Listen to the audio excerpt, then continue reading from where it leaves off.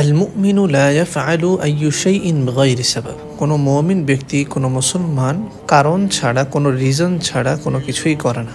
আপনি যা কিছুই করেন না কেন, এর আলটিমেট রিজন যে আপনি কেন করতেছেন, এটা আপনার কাছে ক্লিয়ার থাকতে হবে, পরিষ্কার থাকতে হবে যে আমি যে এই কাজটা করছি, এই কাজটা করা আমার জন্য কতটুকু ঠিক, নাকি আমি আমার নফসের কথা মতো কাজ করছি। কারণ নফসকে সবসময় কন্ট্রোলে রাখতে হয়। আপনি যদি নফসকে কন্ট্রোল না করেন, তাহলে নফস আপনাকে কন্ট্রোল করবে। মন চাইতেছে গান শুনি কিংবা মুভি দেখি, তো এটা হলো নফসের চাহিদা।